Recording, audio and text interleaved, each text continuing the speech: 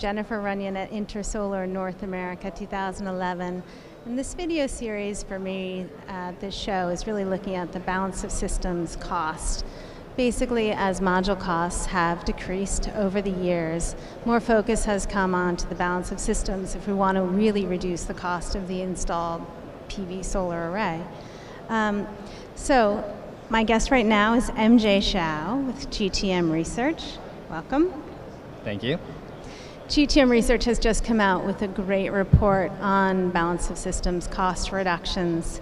And they've pointed out some really clear trends. First of all, a lot of the costs are going to come out from the module efficiency being increased. You have a higher efficiency module, you need less modules, costs go down.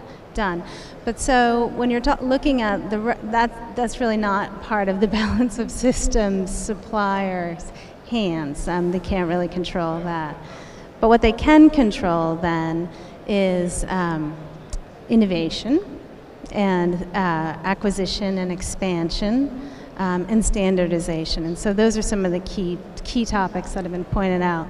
So MJ, let's talk a little bit about expansions through BOS suppliers. What are you seeing there? So there's definitely been a lot of expansion from European manufacturers coming to the US, understanding that the new growth markets are in North America and also in Asia, specifically China and India. And since when you're looking at balance of systems, a lot of the shipping costs, are a large part of the fundamental cost structure, then you really have to do local production or you have to have capacity expansion near where your downstream markets are.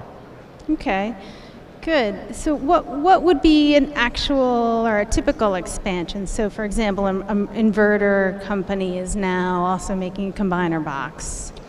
Sure, there's a little bit of that going on. Some companies like SMA provide combiner boxes in addition to inverters in the US market. There are also, again, expansion of services. You're looking at some mounting manufacturers looking to provide EPC capabilities as well. Some inverter manufacturers are also providing design feedback for developers and integrators. Right, and so are those types of expansions actually reducing costs in the BOS? I think anytime you have this sort of, when you bring the system components together and you have one person working on the mounting system design who understands the labor costs, who understands the challenges in installing a system, then you come up with a better design that can reduce labor costs, reduce labor time, and ultimately reduce total system cost as well. Gotcha. That makes a lot of sense. What about innovation? What sorts of innovations do you think we'll see in the BOS going forward? So with balance of systems specifically, it's really about providing more performance for the same, for either the same cost per watt or even cheaper cost per watt. So the primary area where you're seeing a lot of technological innovation in the balance of systems materials is with inverters. Inverters that have been sort of slow to innovate in the previous few years, but now you're seeing in the in the residential systems, you're seeing string inverters and small commercial inverters with multiple maximum power point tracking capability, more flexibility for the designers.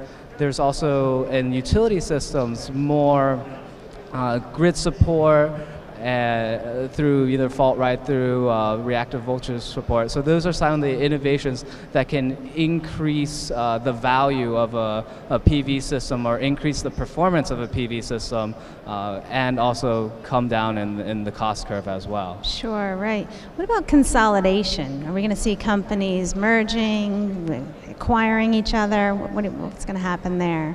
Sure, and I think we're at the start of that trend. We saw First Solar acquire Ray Tracker earlier in the year, and we also last year we saw Sunlink, which is a mounting manufacturer, acquire Blue Oak, which is a combiner box designer, and sort of bring those two products together.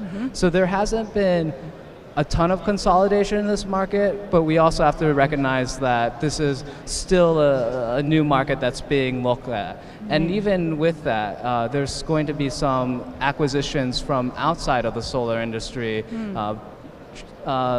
Big companies looking to get into solar, and the way that they can do that quickly is by acquiring an existing company. So an example of that would be a company like Hilti acquiring Unirac. Okay, good. And finally, you state that standardization is also going to go a long way to reduce costs. So explain a little bit about what you mean there and what we should look for. Sure.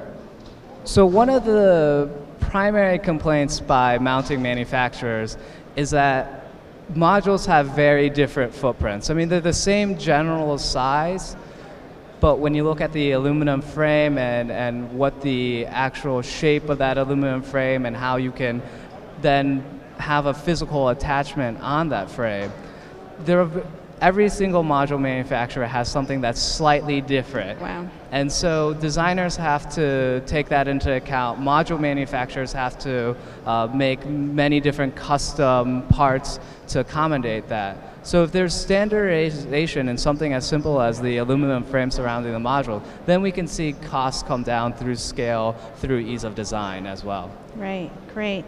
Well, good things to look out for in the balance of system cost reductions. Thanks again, MJ Shaio from GTM Research. Thanks for having me.